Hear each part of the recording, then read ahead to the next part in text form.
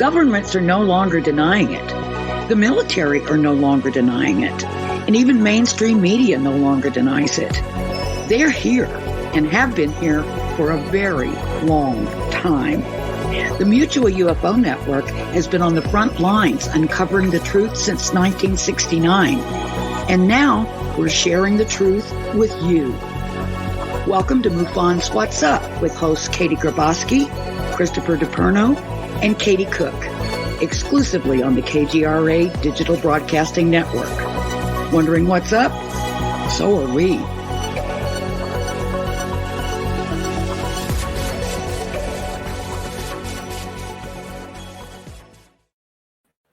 What's up? It is Tuesday night, and you are listening to MUFON What's Up Radio, the show that says discovery starts with curiosity and curiosity starts with MUFON. I am so great you're all here with us tonight. I hope you all had a really fantastic weekend. I know I did, and I'm going to have a little something to share with you on that in a little bit. We are brought to you by KGRADB.com. Make sure you get to their website and check out all their great content. Make sure you like and subscribe so we can support KGRA Radio. We are endorsed by MUFON, the Mutual UFO Network, always asking that all-important question, are we alone in the universe? Before we get my co-hosts on here, I would like to start introducing some of our great speakers that will be in Denver for the MUFON 2022 Symposium. This week, I want to introduce, we have the Hynek brothers, and they're going to be talking about what it's growing up with UFOs around the dinner table and everything. So this is Paul and Joel Hynek, and they're going to be there at the symposium, and I'm so looking forward to getting to hear all about them and growing up with the great J. Allen Hynek. So we have a great guest for you tonight. We have Dr. Lynne Kitei. But first, I'd like to introduce my great co-host. We have Katie Cook. You see her on Country Music Television. Hi, Katie. Hello. I'm so excited for tonight's show. I think we are so lucky that we scored Dr. Lynne Kitei because, you know, she is so busy for the next week or two with the 25th anniversary of the Phoenix Lights. So this is a big score for us. Yay. Yeah, that's absolutely true. And also I'd like to bring on New York State Director Chris DePerno, and I think he has a special guest with him as well. I always have a special guest with me. Hey, it's going to be a great show with Dr. Lynn. I'm telling you, that Phoenix Light thing is one of the best phenomena that's ever happened. It's the real deal, and I can't wait to talk to her. And Jerry can't wait either. He said he wasn't piloting the craft. He says he was in the bathroom at the time, but he did get a shot of the highway. So next time, Jerry, come on. Anyways, we'll have a great show. Yes. Where do you have to kick us off, Katie? Well, I always like to kick things off with a funny meme, and I thought this one was pretty cute right here. For those of you just listening, it says aliens faking the Earth landing in 1969. You got to picture this cardboard cutout of a little farmhouse and a cow and the aliens standing there and the lights and the production. Who knows? You never know. I don't think so, but it's like the moon landing. Yeah, exactly. It's like the moon landing, only it's them landing here. And actually, my friend Jim Delatoso sent that in, one of the world's leading experts in UFO photo and video analysis. So thank you, Jim. That's not him in the background barking, but and let me share the pop of the week with you. Is that your doggy? It's so sweet. Okay, check out this pop of the week. Let me see here if I can get a good shot. Oh, how cute is that? It's a Bigfoot, like for St. Patty's Day. He's got his little shamrocks for his sweetie and his pot of gold. I think that's so cute. Oh yeah, there's a better picture of it right there. Isn't that cute? I love that one. So, of course, as always, you can order these at paranormalpops.com. Get you one in time for St. Patty's Day. And finally, instead of a product this week, I thought I'd do something kind of goofy. I want to suggest a fun activity. First of all, let me show you a picture. Do you know what that is? No idea. It's my nose. It's actually my nose. So I got the idea from this guy.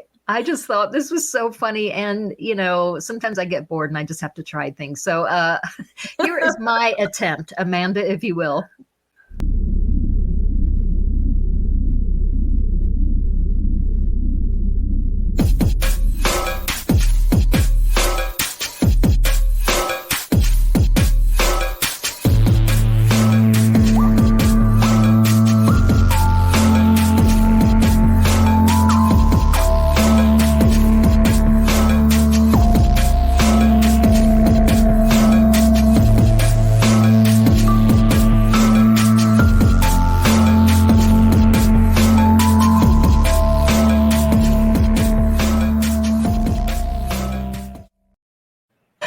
That's the greatest thing ever. Thank God it washed off. Chris is like, where are we going with this? Jerry says it's better than trying to do it on your rump. So he says, I'll take the nose, but if you go to the rump, forget about it. He doesn't want nothing to do with it. Well, I'm going to challenge our viewers to try this at home. Please indulge me. And you can post your pictures on the MUFON WhatsApp Facebook page. I would love to see that. All right. So before we get into news, KDG, you did something really cool this last week, right? Well, you were drawing aliens on your nose in a hotel room. I went out to the woods and I went camping. So, Amanda, if you want to roll that quick video. And I'm off to the meadow. So excited. At Denver International Airport, before the sun comes up, headed off to an undisclosed location. The inside of DIA. And of course, a great shot from the window. If you can guess what movie I watched on the plane, you can win a prize.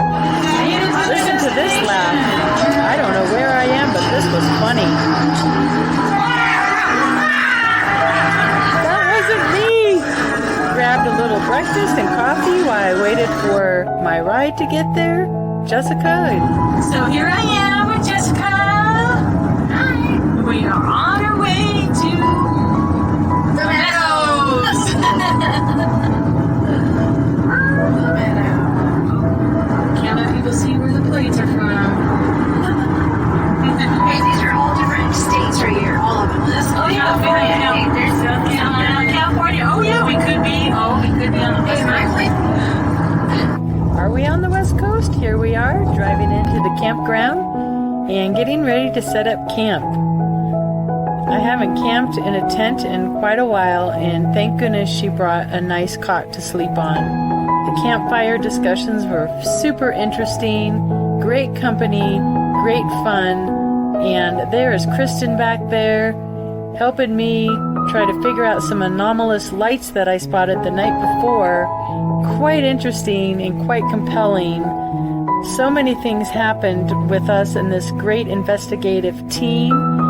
They all work so well together, and I just had a super great time, and I can't wait to get back and do some more investigating and exploring with this super great bunch of people.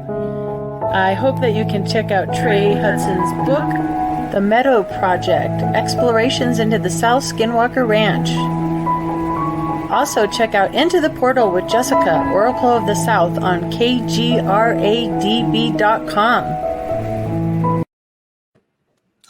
The video was a little loud, but boy, what a fun weekend. And I did have some anomalies, some light anomalies and some other magnetic anomalies. So we were hopping different teams. We were experiencing different things. So I got to get Trey his report. And what a great group of people. It was just a lot of fun. So, yeah. Did I see Grumpy and Matt Delph on the team? Yes, Matt was there. I know he was really close to Angelia. In fact, Trey's book, Angelia wrote the foreword, I believe, for Trey's book. And so, yes, Angelia's spirit was around that campfire as well. Good people. Yeah. All right, Chris, you got some news for us this week. I do. Amanda, give me a second. I got to get ready for the first story here. All right, so. Oh my. Jerry's got to get ready too. All right. Wait a minute, Jerry. Come on. All right, so. See, the dog is getting already radiated. Protesters in New Zealand don tinfoil hats to fend off alleged radiation rays. People gathering outside of New Zealand Parliament to protest coronavirus restrictions that have taken to wearing tinfoil hats to fend off what they believe to be radiation rays being unleashed upon them by the government. According to a local media report, a crowd of individuals who have camped out at the building located in the city of Wellington for approximately 3 weeks in an ongoing effort to express their displeasure with the country's COVID vaccine mandates. Last week, several protesters began to fall ill. Many in the group have offered an alternative, rather fantastic explanation for this development: sinister technology. Rumors that the government of New Zealand is using radiation weapons to target the protesters have quickly spread through the group and among their online supporters, who contend that the clandestine tactics are aimed at putting an end to this gathering. Good luck with that. One self-proclaimed expert on the subject even posted a video to a social media wherein he allegedly found a high-potency rays emanating from a concrete block placed near the building by police. As is so often the case with stories circulating online, the claims have taken on a life of their own, leading to many in the group to start wearing tinfoil hats, hence me, which they say repel the radiation probably aimed at them. I still get headaches, but what do I know? Now, you might be saying, Chris, you're full of BS with this. This is a bunch of crazy garbage. Not so fast, my loyal listeners. My faithful viewers, let us take a step back. Now, back in the 1950s, the Russians were using microwave weapons to drive American diplomats crazy. That's an absolute true story. They were doing that. And so what does the U.S. government do? Now, they, in fact, started what they call Project Panda. Pandora. Pandora was designed to develop and build microwave weapons and behavioral weapons to be used. The Russians have successfully done this, and now so is the U.S. We have gone to the point that we are using microwave weapons in all sorts of intelligence and tactical situations. So, okay, so they got microwave weapons, and you say, Chris, what's this got to do with UFOs? Well, what is now starting to emerge is that people who have had contact with aliens or who have gotten too close to these unknown crafts have developed the same symptoms as victims with microwaves victims. Yes, they are similar, and it is reported that the front part of the brain has been affected by certain experiencers. And this has been studied by Professor Gary Nolan. And now doctors are looking into this. This illness, also known as the Havana syndrome, that's what they're calling it for now. Who knows what they're going to call it, a year from now, has now reached the United States. Pilots, government officials, and others who have encountered UFOs have the same effects as people with microwaves. Could the government have reverse engineered something that is now causing these effects? I don't know, but Amanda, roll that tape. The U.S. Army Fire Centers of Excellence now has the capability to integrate non-kinetic alongside kinetic effects. The FCOE hosted a directed energy hardware investigation against 2 different types of unmanned aerial systems in September and October of 2013 at Fort Sill, Oklahoma.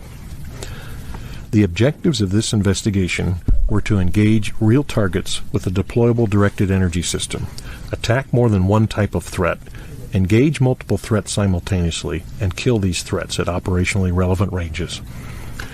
Integral to the investigation was Phaser, a deployable high-power microwave, or HPM system, fully capable of organic or third-party target queuing.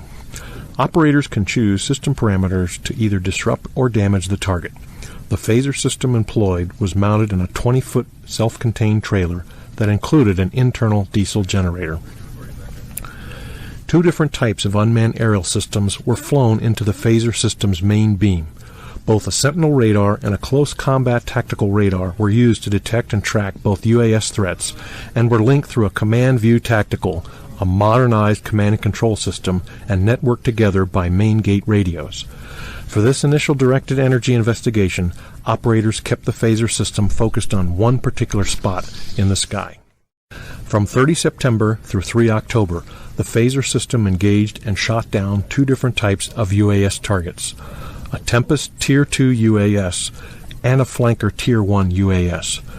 Both engagements took place at the speed of light, and target kill confirmation was immediate. The U.S. Army's Fire Centers of Excellence team has clearly demonstrated it has the capability to lead the Army and joint warfighters into the next generation of warfare. Now, why do I say this is important, our faithful listeners? Because aliens use telepathic messages.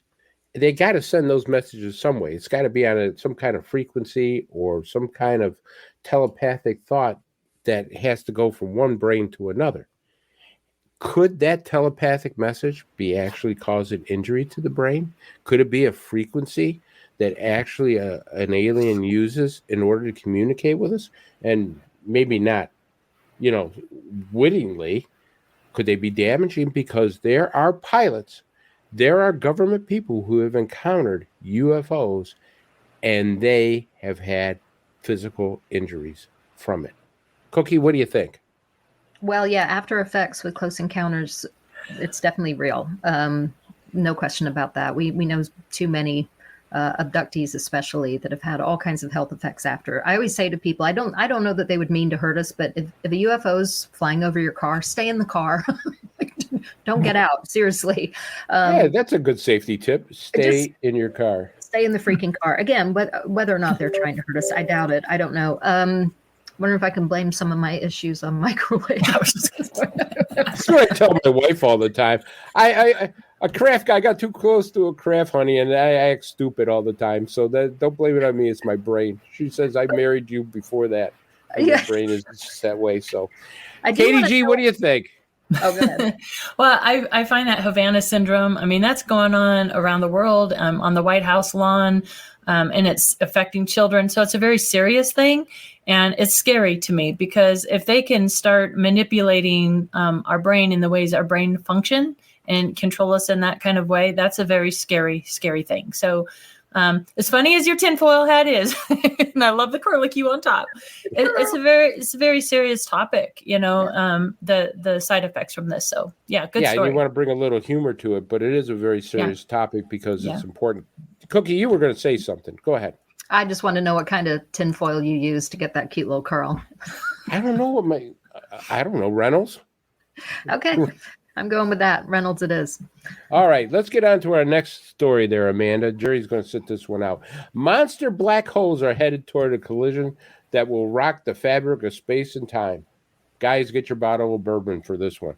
The two black holes will emerge in about 10,000 years from now and ripple the fabric of space and time in the process. Boy, what a party we could have before that. Astronomers have discovered two supermassive black holes that are 99% of the way to a violent collision that will rock the fabric of space and time. The black holes, which share the name PKS 2131-021, they just can't name it George, are the lock in a dance of doom about 9 billion light years from Earth.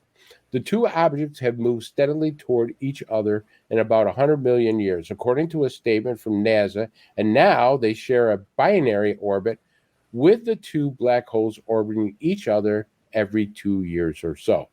About 10,000 years from now, the two black holes will merge, sending gravitational waves, ripples in the fabric of space and time, originally predicted by Albert Einstein, surging across the universe, though none of us will witness the epic event, but I will be drunk for it if I ever do live that long or come back. Study of this could now reveal new information about how supermassive black holes form and what will happen when the two collide. Super black holes that are extremely dark, dense objects that are hundreds of millions of times more massive than the Earth's sun sit at the heart of most, if not all, galaxies. PKS 2131-021, which I'll name lovely George, is a special type of black hole known as a blazar. Basically a supermassive black hole that happens to be pointing a jet of supercharged matter directly at Earth. The two monster black holes are large enough and close enough that they unleash gravitational waves in advance of their collision. Future observations of George will focus on catching those waves in the act. I don't know if I want to wait around 10,000 years just to catch the doom of mankind, but somebody's got to do it. I don't think there. Amanda, roll that video. Black holes are the gravitational monsters of the universe. They are so powerful that nothing, not even light, can escape their grasp. One black hole is bad enough, but if you took two black holes and smashed them into each other, they'd be capable of changing the shape of space itself.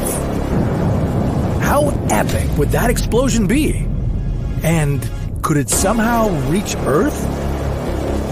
This is What If. And here's what would happen if two black holes collided. It turns out that even gravitational giants like black holes occasionally run into each other in the seemingly vast universe.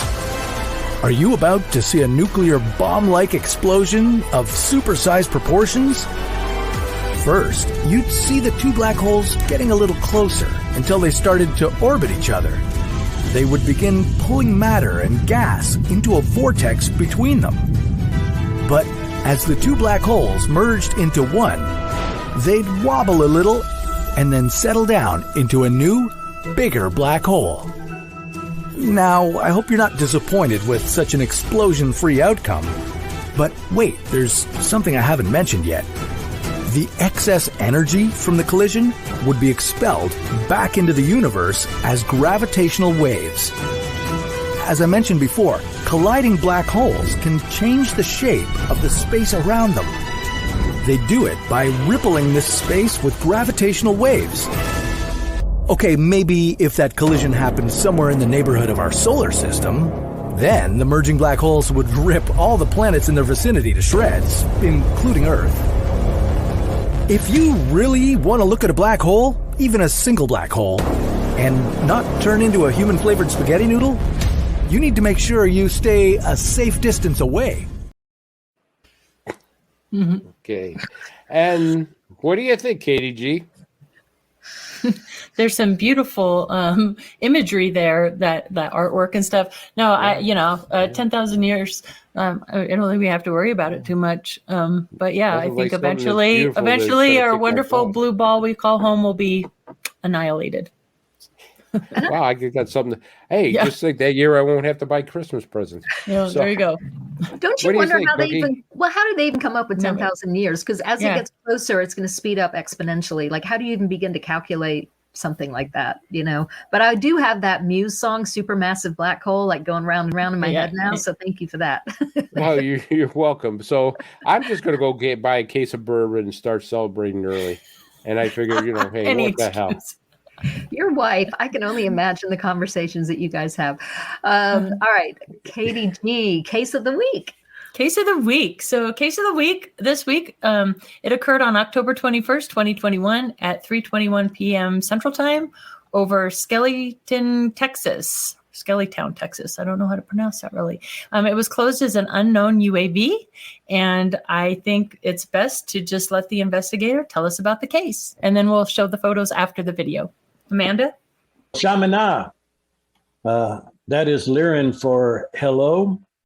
Or as we say here in Texas, howdy. I'm Ken Jordan. I am the state director for MUFON for Texas.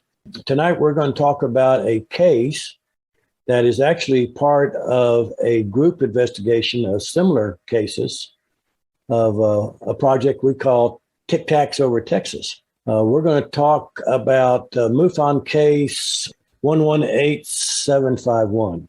This case came in originally to our chapter Facebook page from the witness. I immediately called her and we started exchanging some emails, and she provided to me a single photograph, which was very interesting.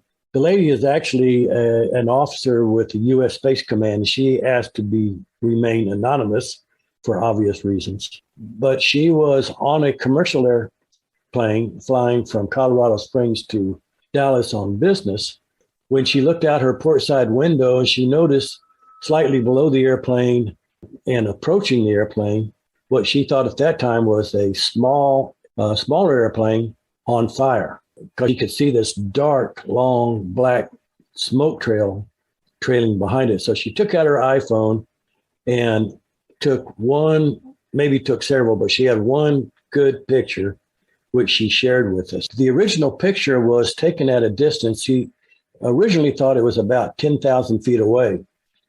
But as we visited and looked at the photo in more depth, we figured it had to be a lot closer. In fact, I am thinking at one point before she lost sight of it, it was probably as close as 400 feet below and approaching the airliner on an oblique angle. They were flying towards Dallas. This object was flying towards Oklahoma City. And she watched it as long as she could until it went underneath the wing of the airplane. She lost sight of it and didn't see it again. What we found out while we were doing the investigation was the craft or the object was in fact egg shaped, or what we call in these days tic tac shape. It looked very much like the tic tac craft that the Navy has been reporting from both the fleets on the east and west coast now since 2004 and on. This object absolutely had no flight control surfaces on it at all. It had no visible source of propulsion at all. What it did not have in this particular photograph that some of the other tic-tac shaped objects in the investigation project are producing was that ominous halo that surrounds these supposed tic-tac objects that we're having reported not only over Texas, but around the country. In fact, last week on the show, Katie had one that anniversary was investigating out of Colorado, which I'm going to include in our Texas investigation because they seem to be very similar to some of the objects that we are investigating in the Tic Tac over Texas project. But on this particular case, this one is clearly not an airplane. It's clearly not a bug. And if you're looking at the picture, you can see there are no wings and no stabilizers. There's no jets. It's a Tic Tac. And I don't know how else you can put it unless the photography was so bad and distorted. But as you all know, we at MUFON are pretty good with doing photo analysis. And I can tell you there's no wings. So this is what we call Tic Tac over North Texas. It was way over North Texas. They were flying at about 34,000 feet AGL. The investigator that's doing the follow-up on it is a pilot himself. He is trying to get more information from FAA on any radar contact so we can verify the altitude and the speed. We don't quite have that yet. So, but we do have this photo, and it is pretty revealing, and I think it's kind of exciting. So there is our Tic Tac over North Texas. Thank you, Ken. Okay, so Amanda, let's show photo 1. This is the original photo that came in from a distance that the witness took from the aircraft. So if we can go ahead and go to the zoomed in photo. That's it, a little more zoomed in. And then the third photo, I went ahead and changed some contrast on it. I looked this photo over so well, and he's right. There's just nothing. It is definitely very tic-tac shape. It's really curious. I do not know what that streak is, what it's emitting. It's just super interesting. So super cool case. Thank you, Ken, for the video. Cookie, Chris, what do you guys think? Wow. Yeah. What is that huge stream in the back? Yeah. I have no idea. What do you think, Chris? I've been studying plasma and the a lot of sightings of stuff have had some type of streams and some type of plasma effects. And I think maybe at their speeds that they're going, that sometimes they leave like a plasma trail. That has been seen before because of their very high speeds. So I wouldn't be surprised if it's excess energy coming off the craft as it's going. Remember, that craft is if you look at warp theory, that craft is actually making a hole in front of it, compressing that energy. Well, that energy behind it has to go somewhere, and it could very much expand out. So as that craft is going forward this way, that energy from behind, it's almost like a rocket. A rocket has energy going backwards and forward. So I think it's the real thing. I can tell you it's not a leaf. Yeah. Okay, so how's that? Right. Well, I'm really happy to hear Texas has a whole program just for these tic-tac shaped objects. So really cool. I think we're going to hear, hopefully, Chris, you got a video from Bob Spearing, and then we will get to our special guest, Dr. Lynne, right after that. So I did, yes. Bob Spearing sent us another mystery video and tried to explain a little bit of it, and he wants to hold it tight to his chest until they absolutely find out what it is. Amanda, why don't we roll that tape? Hi, everybody. This is Bob Spearing. I'm MUFON's Director of Investigations on the international side. This coming July in Denver at our symposium, we'll be doing a presentation on the top 5 cases of interest that MUFON were submitted to MUFON this year, and we're going to analyze all 5 of those cases. I've picked one today with 2 excellent videos and a still photograph to show you. The incident was filmed by a hiker in a very, very remote part of Washington State called Crystal Lake this past August. And I'd like Chris to roll the first video right now, and I'll explain as we're going along. Roll it, Chris. The object was seen slowly moving across the water. At the 10-second mark, when it comes back into the video, it's going to turn, and right there, it actually looks like a 1950s pillow that would have a button in it. We've reached out to the Department of Ecology in Washington State to try to get an answer as to what this object might be. If you think it might be a balloon, let's look at the next video where it stays hovering in one place for an extended amount of time. Roll the second video, please.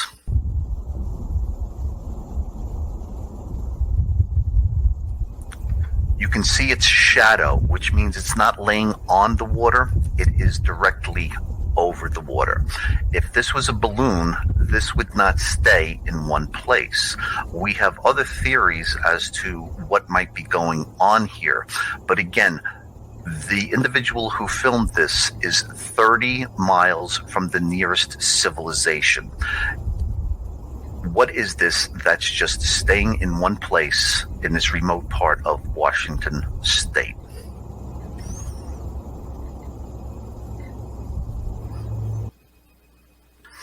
And to wrap it up, we have a still photograph that the gentleman who was hiking took a picture of, and this is a close-up of the object as it is skimming across the top of the water. Let's show the last picture. I don't know, would a balloon drag like that? Would a drone drag along the water like that? You can see it's flying at an angle and the shadow below it, and it's trailing water. If you'd like to know what our conclusions are about this video, this photograph, this case, please come to Denver, because I'm not at liberty, I'm sorry, to tell you what the resolution is. That's it for me today. Thank you, Chris, for having me on, and hopefully I'll see you next week. Tease again. He's such a tease. I'm going to have to talk to him about his teases.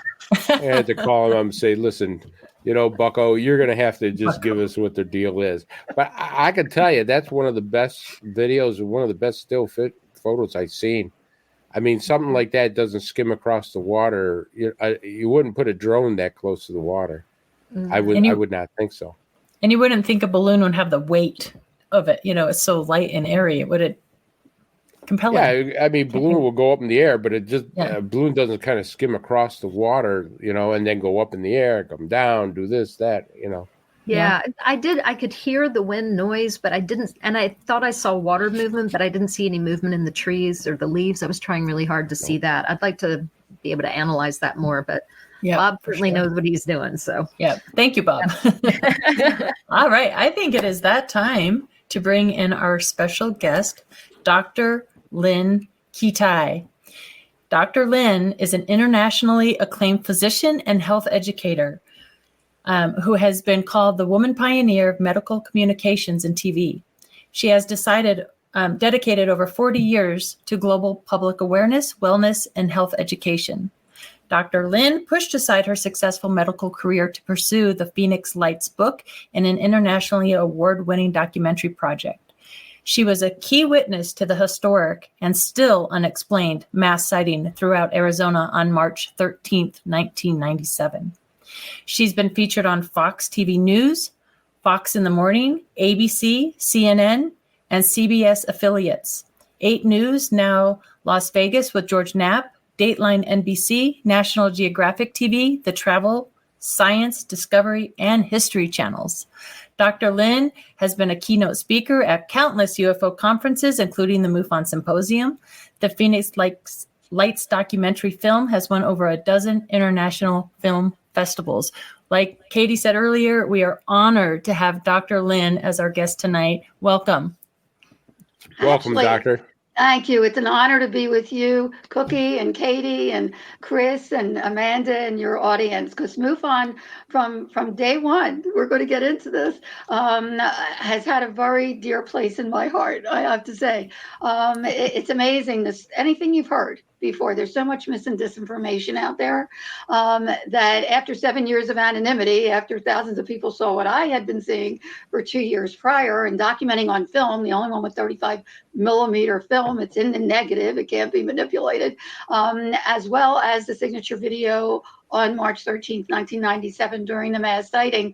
After thousands of people saw what I had seen, I pushed my whole medical career, accomplished medical career aside to find a logical source and meaning for what I had witnessed and photographed, and I have yet to find it 25 years later. If anything, my meticulous inquiry, doing the homework for myself, because I had no interest or knowledge in the topic at all, before my husband, who's also a physician and a healthy skeptic, had a very close sighting to our home in 95, opened up a whole new world to me that ultimately, as a scientist, trying to be as scientific as I could with the data, as a physician, to let people know that they're not crazy, even though most anomalies can be explained. Only a small percentage cannot. Just because we don't have the technology yet to definitively define what these things are, it doesn't mean they're not real. So it's time we get this topic out in the open, address it, accept it, and study it, so we can find out not only who's driving these things, but also move forward in our own evolution. Yeah. Well said. Well said. I would, really well said. I'd like to start the show by talking about, the big 25th anniversary event you have coming up. So if you'd like to talk about that. Pretty amazing that it's 25 years later. And after I finally came forward in 2004 with the first edition of the book, it's now in its fourth edition as we keep adding, as it keeps evolving. So does the documentary. In 2005, we had the premiere at the Scottsdale Harkin Shea Theater. We've been sold out every year since, because not only do we show the documentary, and it's one of the only, as far as I know, mainstream events where anyone can come. And certainly many people out there, even if they saw the Phoenix Lights or heard somebody that did, or curious, don't really have a place to go other than MUFON. And I always have MUFON there as a guest to let people know that it's a place where they can go and have, especially in Phoenix, they have the monthly meetings. It's the gold standard. I have to say, it's an amazing chapter, and learn and grow from it. So this I host every year now. This event at the Scottsdale Harkin Shea Theater. Our major event is March 13th, the 25th anniversary, and then the week after, the Sunday after, for anyone in the area, and we have them flying in for this event actually, is Sunday, March the 20th from 1 to 5. We show the documentary, very gentle overview of the topic on the big screen, which is very exciting. Then we have speakers. We have incredible speakers, including the Navajo Rangers, law enforcement who are studying these phenomena, and had a big sighting the day before over the range. We can get into that, and the Native American connection, which is awesome in itself. We have Travis Walton visits us every year, and he actually had a Phoenix Light sighting as well.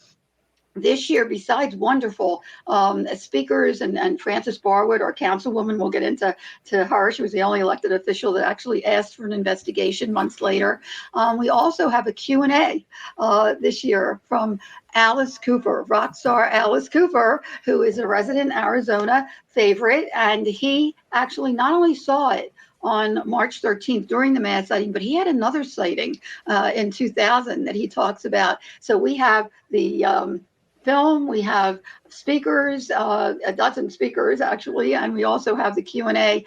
They literally have to throw us out of the theater, because once people come as strangers but leave connected. Once they see the Phoenix Lights film itself, it really opens people up, and then the speakers themselves get into such detail, and by the Q&A, it's like they don't want to leave.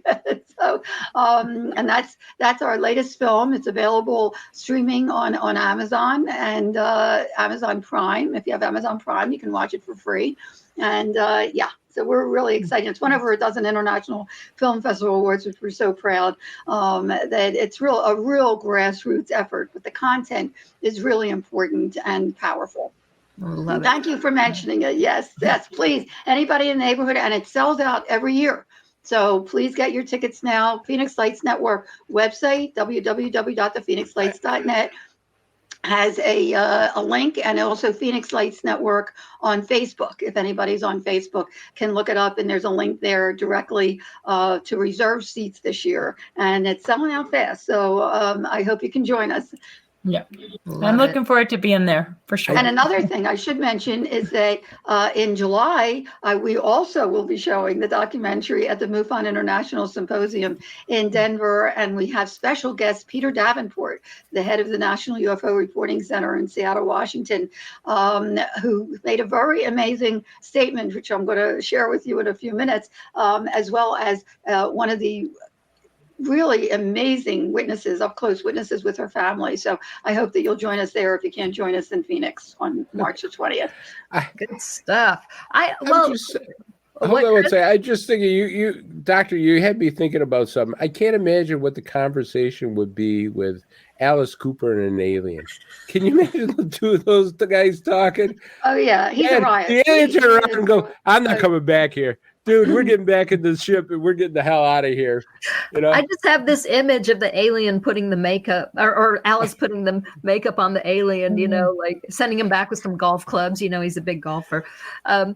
He's really into the topic, by the way. I love that. I love that. So I think we've got plenty of time before break. We should probably go back. And I know everybody's heard of the Phoenix Lights. They have a basic idea of what happened, but I'd love to get your unique perspective. I know you've got some photos you can show us. So if you would just kind of give us a little bit of your timeline there. Absolutely. And I have to tell you, anything you've heard about one or two events, put it aside, because that's one of the reasons that I came forward, not only as a scientist to be as eloquent with the data as I could, as a scientist and a physician, to say that, you're not crazy, even though most anomalies can be explained. And it's important to share, too, because when one has a paranormal experience, it's real for that person. And to not share it festers, and it's very cathartic to share. As an experiencer myself, I know what that feels like. And let's go back to 1995. And I'll make this as short as I can, because as the story unfolds, it's really, really interesting in and of itself.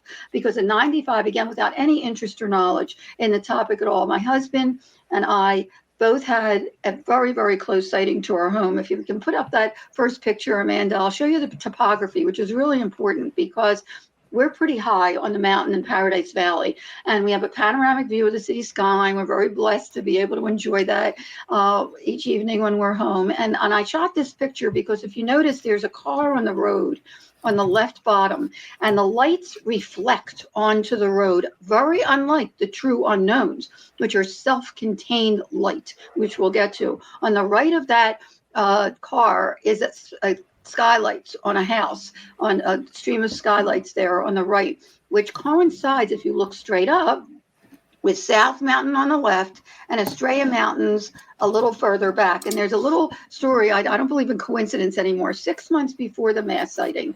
And as an educator, ultimately of vital health issues for now 50 years, I felt so obliged to share this issue. But at the time, I had curriculum that I was invited to present the substance abuse prevention education program at the Gila Bend Indian Reservation, GILA, which is in the basin between South Mountain on the left and a few miles back, the Estrella Mountain Range. And after the mass sighting, in science, we look for repeatability, and anyone that's near a website can get on, and a computer can get on the Phoenix Lights Network website photo page, my unique collection of 35 millimeter photographs that have been analyzed through the years by military and university optical experts. No one can tell me what they are. They can tell me what they're not.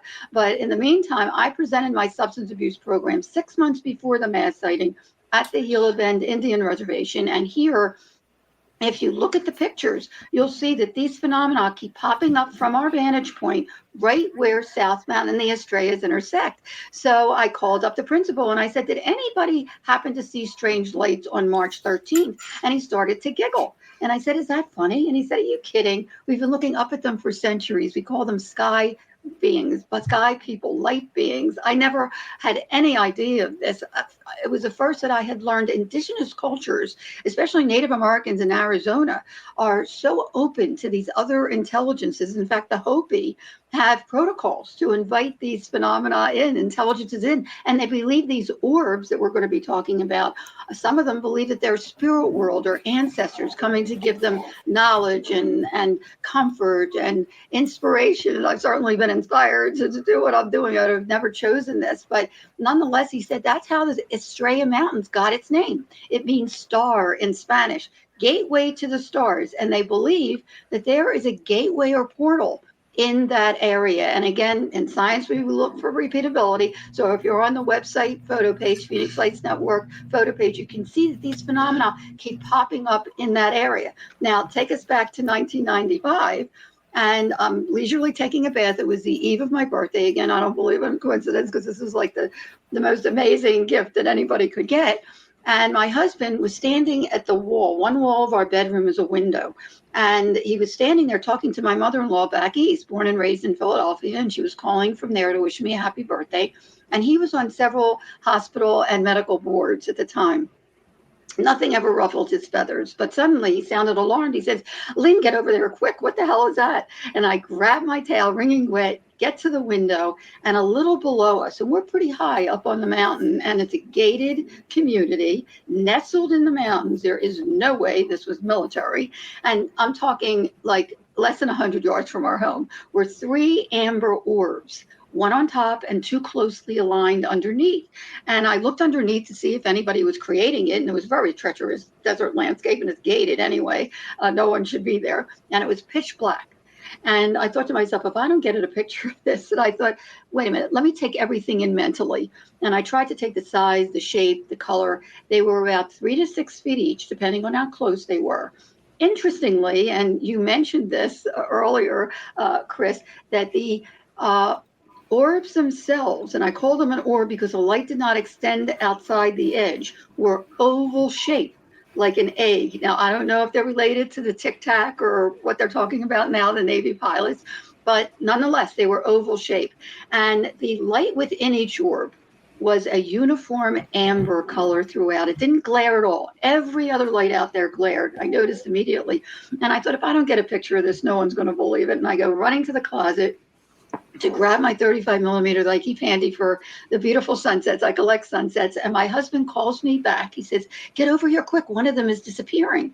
And I always go back to this sighting, the 95 sighting, 2 years before the mass sighting, because we watched the top orb without budget, and it's very difficult to describe in logical terms, started to shrink slowly, like a dimmer switch, getting smaller and smaller mechanically, as if there was an intelligent presence behind it, and smaller till it was pea size and then disappeared. But it felt like it was still there. And I jump out on the balcony from a sliding glass door that's perpendicular to that window, take a quick picture of the 2 lower orbs. And Amanda, if we can take a shot of that, there you go. At the left bottom are the 2 lower orbs. That's how close they were, okay? And I immediately noticed an eerie silence, as if time had stopped. It was just bizarre. And going through my mind, because it really felt like something was watching me as intently as I was watching these 2 lower orbs. I thought, who are you? What are you? Do you know that I'm here? I'd love to meet you. The next thing I remember, next picture, the left bottom orb started to shrink. Thank you, Amanda. And I caught a picture of that. Something told me to take a picture, and which is amazing because I had this, Instamatic camera, 35 millimeter. I actually caught one half disappear, the left bottom orb as it was disappearing, and the right one still there. But I didn't even know who to show it to. I knew nothing about this topic at all. And I just wondered for 2 years what this advanced technology was. Now, I'm going to fast forward here before I get to January of 97. 3 years after the mass sighting, we had another sighting that was quite riveting that we have video of in the film, of straight lines and mirror images. And the final thing is a giant pyramid of three lights that four of us from north, south, east, and west happened to catch her on video. And I had been instructed, I stayed anonymous, and I mean anonymous. Only a handful of people knew what I had that were actually testing my data. And I was advised to contact Navy optical physicist, very respected, Dr. Bruce McAbee, about my data. And I figured, now's the time. So I contacted him. And as an afterthought, I had sent the video. I put the first and the last picture in the package. And he called me a couple weeks later and he said, Dr. Lynne, you said that close sighting in 95 was only a couple minutes long. I said, right. He said, are you sure? Now, interestingly, my husband was inside. I was outside while I was taking the pictures. He would never talk about it. He would get agitated. To me, it was awesome and wondrous and all this. Everybody comes from a different background, from a different upbringing, from a different belief system. Some people can't deal with this topic. Some people don't want to, and that's okay.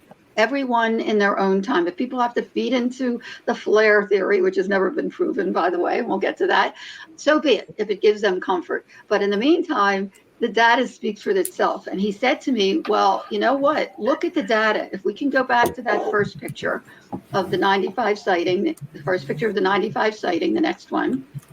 Thank you. There we go. If you notice, and he was the first to notice, if you look at the arrow on top, there are 4 lights in a row. Interestingly, which we'll see in 97, that's the same exact location and the same exact phenomena, UAP.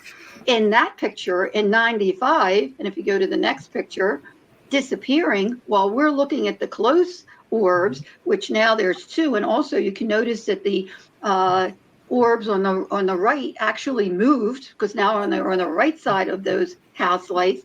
And if we go back to the first picture again in that series, and again, I always go back to this because it's so powerful and important. He said, look at the skyline. He said there are many groups of lights on in the first picture, not just individual lights, groups of lights that are off in the last picture. He says that doesn't happen in a couple minutes. He says, I want you to do an experiment. He was really meticulous in his research and his study of this. He said, go out on the balcony, shoot the skyline, and mind you, it's 3 years later, one night every hour, the next night every half hour, and I did it another night every 15 minutes to see when those groups of lights start going out. The first picture is because I usually take a bath between 7 and 8 when we're home. So let's be conservative and say 8 o'clock is the starting point here. The last picture is indicative of 10:30, 11 o'clock. And he actually did it again for a National Geographic show that showed even more lights were on in the first picture that were off in the last picture. And if you go to the next one, he meticulously took the first picture and actually compared it to the last picture and said to me, and those are the groups of lights that are off. And like I said, there's even more now that we found out with better software. And he said, can I present this case at the upcoming MUFON International Symposium 1999? And I said, in Washington, D.C., and I said, Dr. McAbee, this is your baby. I would have never noticed this data. Please just keep my name out of it. And he was so kind, as were the handful of other people, to keep me strictly anonymous. They actually called me at Village Labs, Dr. X, the person that had the pictures. And he presented the case in 1999 at the MUFON International Symposium in Washington, D.C. as the first, and as far as we know, the only authenticated photographic evidence of missing time. What I told you is what I remember. There's a lot more to this story. Anyway, we fast forward to 97, having seen nothing remotely similar to these orbs that we saw up close and personal. I'm lying in bed, look out the window. This is January of 97. I see 3 orbs, giant orbs at a distance far north in a line formation. I'm thinking, wait a minute. They're huge amber orbs. They're in an equidistant line formation, hovering for minutes. And it looked like they imploded, just like 95, from right to left. And I thought, whoa, strangely similar to 95. I mentioned it to my husband. And like I said, he really didn't want to talk about it. He said, do I still have to go to work tomorrow? Okay, he would make jokes out of it. The next morning, the next evening, He was at a medical board meeting. And I come up to the bedroom. And again, when we're in the bedroom, because one wall is a window, we get to see whatever pops up there. But I happen to notice the same 3 orbs in a line are now in front of South Mountain. And I knew they were in front of South Mountain because there's red blinking lights on top of South Mountain, alerting planes coming into Sky Harbor International Airport that are in front of South Mountain. So I thought, enough. I get my video camera, go outside. I got about 18 seconds worth before the battery went dead. Go inside, hook it up, go outside. They're gone. This was about 8 o'clock, 8:30. My husband comes up the drive, and we're pretty up there. And I go outside. I said, honey, remember the 3 orbs in a line, ecosystem line formation last night that I told you were far north? What about a half an hour ago? They were right in front of South Mountain. As I'm pointing like this, they reappear in the same spot. And I thought, whoa, I got to get a picture of this. And I have to say here that in video, it doesn't do the orbs justice. They're much smaller. They're white. They flicker, even though the formations themselves are very compelling. But 35 millimeter, they're in the negative. So I run upstairs, I grab my 35 millimeter, I get out on the balcony. Suddenly, wait a minute, Doctor. Yeah. Wait a minute. We're going to take a short break here because that's the point where we want the listeners to come back and say, what did you take a picture of? So we're going to go to break right now. We're going to come back with a doctor with a fascinating story. I'm running downstairs to grab some popcorn, and we're going to enjoy the rest of this. This is fascinating. There's much more to this story. Oh, yeah. We'll be right back.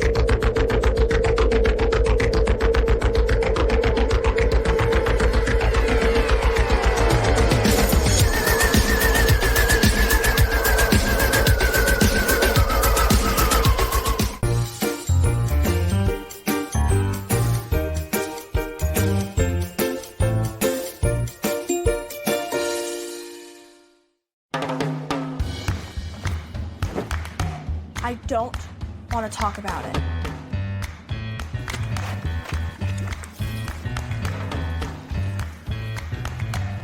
I don't want to talk about it.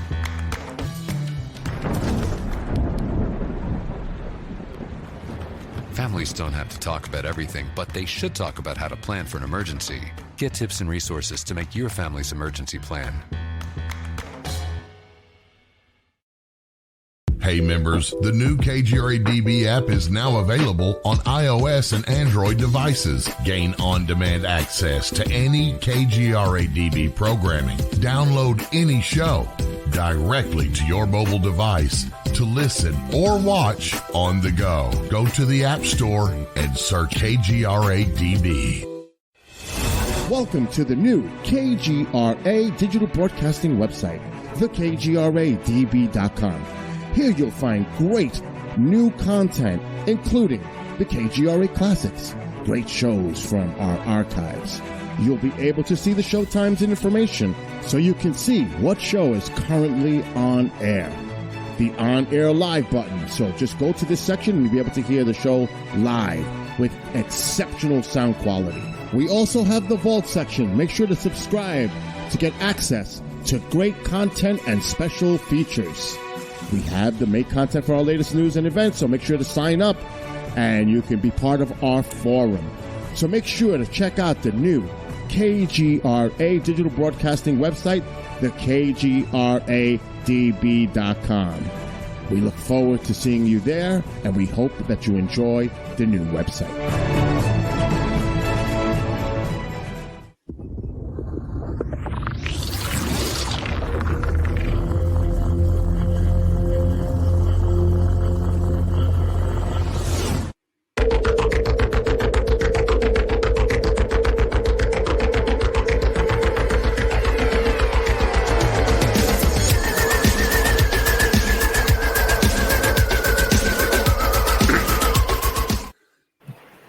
All right. Well, we're back with Dr. Lynne and the most exciting story about the Phoenix Lights there is. I went downstairs, grabbed a bunch of popcorn, shoved it in my mouth, spitting it all the way back up here. Dr. Lynne, you were about ready to take some pictures of something. Let's get right back into it. This is where it really, really gets interesting because these are pictures that I took 2 months before the mass sighting. As I was starting to describe, I saw the 3 lights pop up in front of South Mountain suddenly, and I run upstairs. I grab my 35 millimeter. I get out on the balcony just as I'm ready to shoot the 3. Suddenly, 6 lights across, totally equidistant from each other, massive span, pop up over the 3. And if we can go to that first picture of there we go. It's wavy because I was shaking. Yeah. Yes, because not having an explanation for the close 95 sighting, and I had no idea that they were in the background then too, okay, in the same location in 95.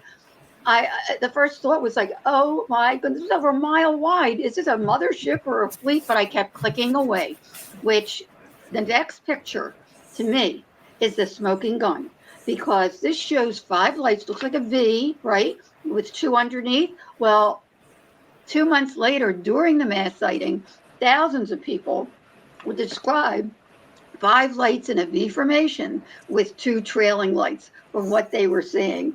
This is 2 months before the mass sighting. Same exact phenomena. Next picture shows as the lights underneath are disappearing, now there's 1, the top formation is turning into a V shape. And the last picture of the series is a V shape where we've had this all analyzed by military and university optical experts down at the University of Arizona. The head of the optical science department took great interest in this, as did the dean of students at Brooks Institute of Photography and others.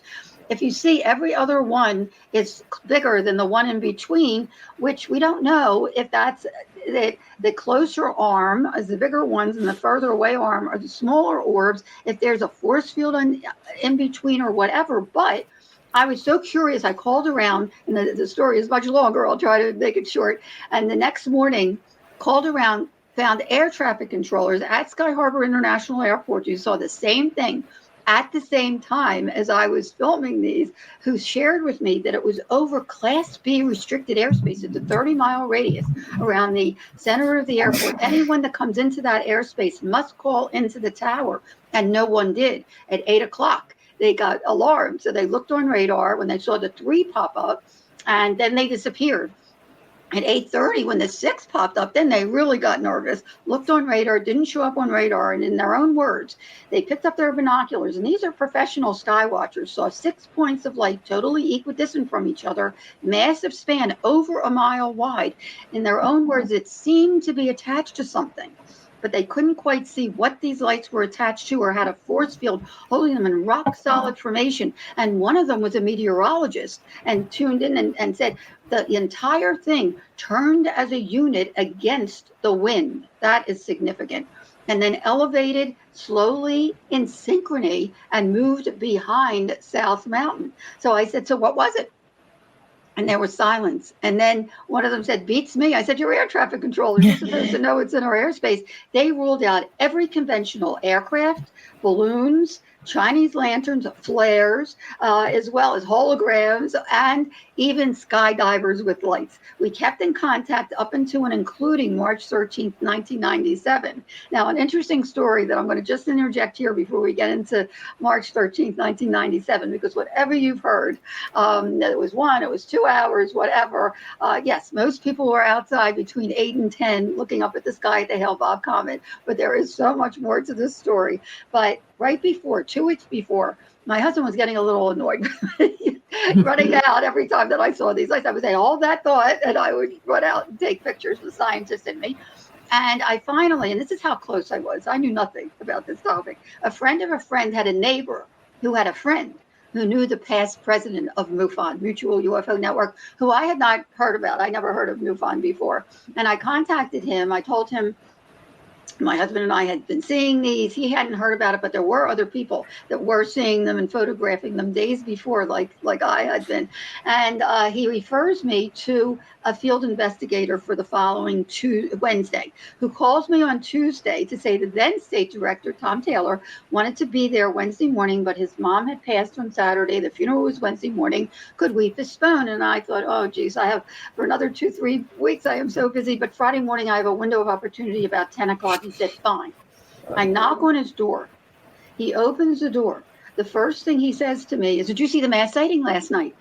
And I said, well, I saw something very similar to what I saw 2 months ago that I told you about. In fact, I called the air traffic controllers this morning, and they verified it was the same exact phenomena, UAP, in the same exact location over Class B restricted airspace, 1,000 altitude. And I happened to get video of it last night. I have it on tape. He said, wonderful, because NBC was coming to interview him in a half an hour. I said, whoa. I did health tips for NBC in Philadelphia in 76 and also in the early 80s in Arizona. I said, look, this isn't about me. I don't know what we're dealing with here, if it's military or a hoax or whatever. But it's not about me. It's about the data. And just get a copy, or take a copy of what I saw last night, which was the 3 endpoints of a giant V or triangle, and share it with whoever. I'm out of here. And I left. And what's interesting is that afternoon, I didn't know if the news would cover it, but I was sitting in front of my VCR TV, and from 4 o'clock on, my video was plastered on every news station. He gave it to everyone. It was amazing. It was really exciting.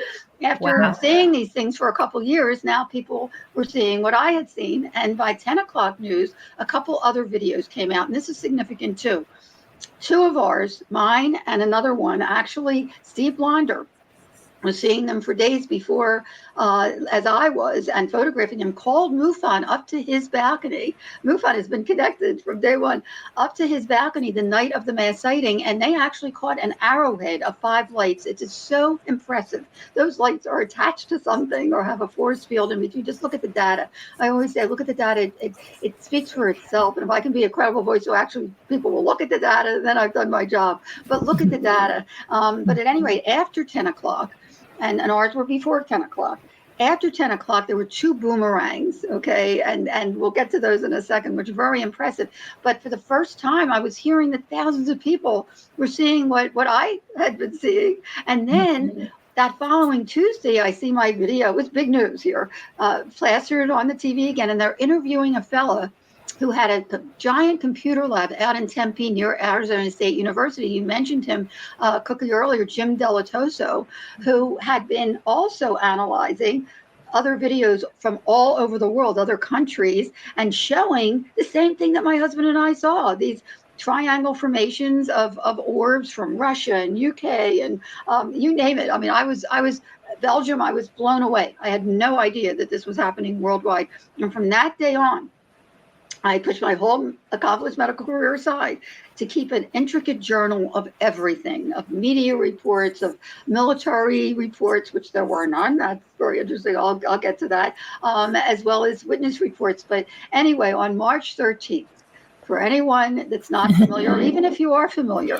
Really quick, Dr. Lynne, I'm going to interrupt you really quickly. Sure. Because before we get to the March 13th, which happens to be my son's birthday, by the way, and my mom witnessed the Phoenix lights as well. So this is personal to me. She was in Mesa.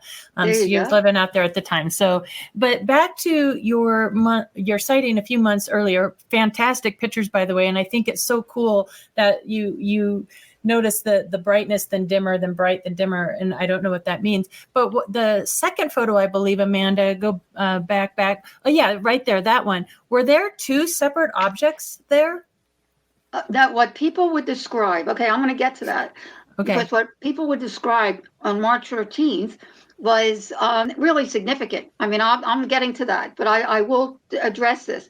But many of them, and we have radio interviews with people that said that they saw 5 lights with 2 trailing. Now, some people only saw lights that were in a rock solid formation that seemed to be attached to something, as the air traffic controllers mentioned, or actual craft. And I'm going to get to that because there were multiple craft. On March 13th, 1997, while thousands of people were looking skyward for a glimpse of the Hale-Bopp comet, they also caught a glimpse to Mile and Peter Davenport. You will be seeing him at the MUFON International Symposium in July, and can ask him, because we did a conference out in Oregon for the 20th anniversary, and he actually shared during his talk that one of the objects from all the data that he's collected all these years on the National UFO Reporting Center was indicative of 8 miles wide. Okay, just think about that. Wow. 1 to 8 miles wide. We had a number of people say they were 2 or 3 miles wide, but that was the first. I thought he was kidding, but he wasn't. Okay, so we're talking these orbs in rock solid formation, these giant balls of light that either were attached to something or actually on craft. Now, here we go. It wasn't one or two events, okay? And it wasn't for just a couple hours. Yes, most people called in to the news people and whatever between 8 and 10 because they were outside between 8 and 10. But the mass sighting on March 13th actually started at 3 p.m. in the afternoon. There were daylight sightings in Arizona. At 5 o'clock hour, Native Americans were seeing them in New Mexico. 7 o'clock hour and beyond in California. 10, 11 o'clock hour, there were two commercial airline pilots, and it took one of them years before she got in contact with me to tell me this, that actually called into radar because they were on approach to Las Vegas, and one of these massive craft covered Las Vegas.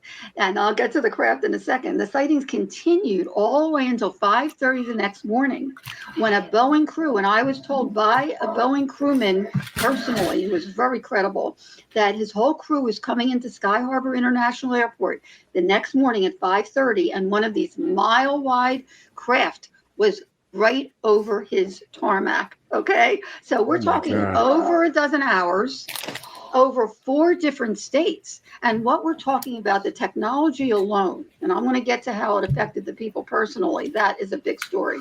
But we're talking massive, not only these orbs, but actual craft. And if you go to the GAP page, GAP, Geospatial Animation Project, on the Phoenix Lights Network website, you will see beautiful illustrations as well as animations of these craft. It was a 12-year study. 2 or more people had to see the same craft to be in the study. And it was concluded not only that there were 10 different craft, and some of them look really different, even the disc shape and V shape and triangle shape, but they also, whether it was one craft that could morph, or the perspective from where the person was standing, or an actual parade, which is what was concluded, because not only were there multiple UAP happening throughout Arizona at the same time, whether it was orb formations or these craft, okay, but also over 4 states. So we're talking about a massive parade on March 13th, 1997 in 4 different states for over a dozen hours. And sort of like a UFO parade, right? There you go. Hey, and here we go. Wait. I got to ask you a question, Doctor, Sure. because I mean, to me, you're a very brave person. I absolutely admire you with the story that you're telling. But I admire you because you're a medical doctor. You're taking this as a scientific approach to this. But we know that people who spoke out about this got a lot of pushback in Arizona. We're going to now, talk you're about an that. internationally acclaimed doctor and health educator. You come out, you push this. You're probably a fantastic practice. By the way, I got a pain here over on the side. I got to talk to you later. We'll get to that later. But you take this thing over onto the side and you say, I know what I saw. I know what's going on.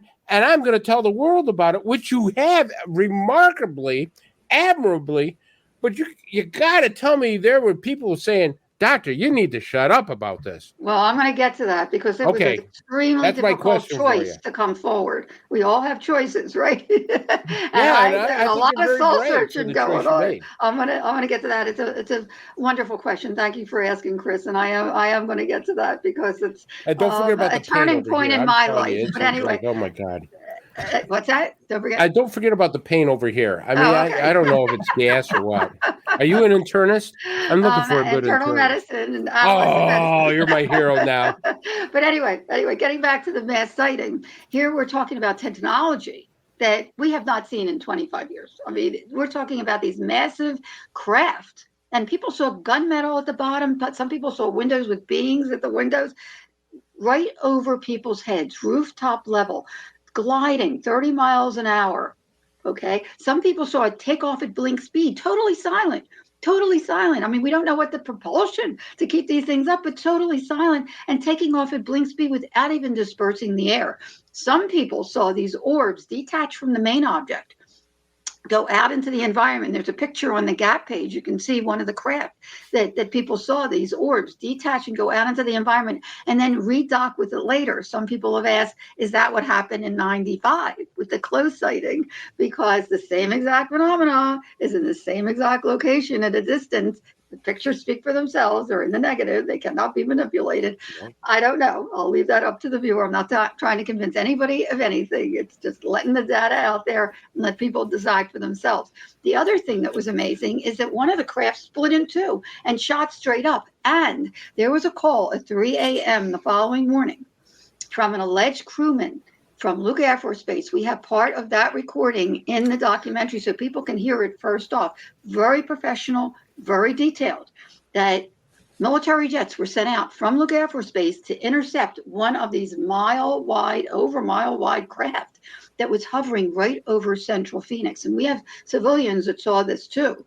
As they approached, the lights dimmed, and then the entire thing blinked out and it disappeared. And this alleged crewman said that he helped one of the pilots out of his craft because he was so shaken up by it. And Luke was on lockdown after that. So we know they were very well aware. The military was very well aware of what was happening. And we're going to get more into what they finally came up to with after months, after this incredible sighting, where not only the technology was incredible, but how it affects people at real time and long term. I have to say here that there has not been one in 25 years, not one credible report of harm, threat, or abduction associated with the Phoenix Lights anomalies. Can't speak for other things, but I can about the Phoenix Lights.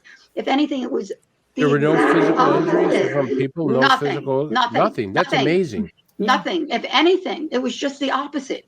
People were in awe and in wonder and just curious. So many people pulled off the road to see what was going on because it was that unusual. And I've had more people tell me through the years, till today, that they feel blessed to have had the experience on March 13th, 1997. That doesn't happen with planes and helicopters and flares and whatever, okay? It really hit people at a very deep level. In fact, I'll just intercept here that in real time itself, we are so inundated with threat, and harm from movies, from Hollywood, from media, that Dr. Gary Schwartz, the head of the Consciousness Study Department at University of Arizona, who's in our documentary, makes a very poignant statement to say, if you're inundated with fear about something, how do you think you're going to feel when you see that something, right? So kids who had just seen the movie Independence Day, which was very popular then, were jumping up and down as this bee is coming towards them.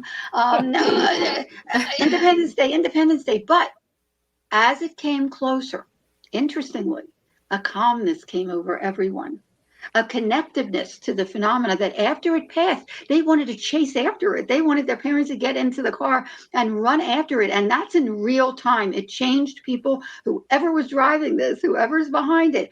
And it's so fascinating. Half my books about this and more. It absolutely transformed people to the positive in real time. And long term, people went into the environmental movement, went into the peace movement. We're going to get to that because it changed people forever. Go ahead. Dr. Lynne, I'd love to just jump in here because I think it's the perfect time. And I know you're still telling the story, but every once in a while we're going to dive in and ask a question. Because we asked some of our viewers to write questions to you on Facebook. And Ella wanted to know, who do you think was piloting the craft, government or alien? And if alien, which kind? I realize that's probably very hard to answer, but I thought it was a good time to throw that one in. Well, I don't know what they were or who's behind it, but I know that they were. And that it's time to get this out in the open. And that's why I finally came forward after 7 years of anonymity to set the record straight, because there's so much more to this story than people have probably ever heard. But also that hopefully it'll open the door to study. We need to study these data to find out who is driving these things. I mean, we don't know, and we can speculate that they could be interstellar, interdimensional, which, by the way, is my gut feeling because I saw them up close and personal. They cloaked right in front of me, okay? They disappeared, but felt like they were still there for weeks, okay? And there's a lot more to this, that I'm going to get to if we have time. But also, time travelers, some experts feel that there's a run runaway civilization. And now we know that they're coming forward with pictures, and the Navy pilots are coming forward with these submersibles that are coming in and out of the ocean. And with 70% of the world having ocean, I mean, they could have been here for millennia. So I don't know who's driving these things. I really hope I find out in my own lifetime. But to move forward on the story, which is fascinating in itself, after people are seeing them right above their heads, rooftop level, some people said they could have thrown a rock at it. No investigation, no explanation, nothing from the military or the government. It was just uncanny. In May, and now this is March 13th, in May, Councilwoman, then Phoenix Councilwoman Vice Mayor Frances Barwood had received over 1,000 calls from people. Why isn't there an investigation? Why isn't there an explanation? She innocently, and I'm going to get to what you said, Chris, because this is really important here. She innocently asked for an investigation at a council meeting, and she was plastered by the media. They made little jokes out of her, of her in the newspaper. At the time in '97, and I was so happy that I had stayed anonymous for 7 years, doing my homework. There was such ridicule and snickering and laughing and discredited. I mean, we actually had media that tried to discredit Jim Delatoso and Frances Barwood. It was ugly. It was really... Even the governor made a joke. Well, I'm going to get to that. It was really scary to come forward. And anyway, she, kind of put a lid on things, and people were afraid to come forward and all that.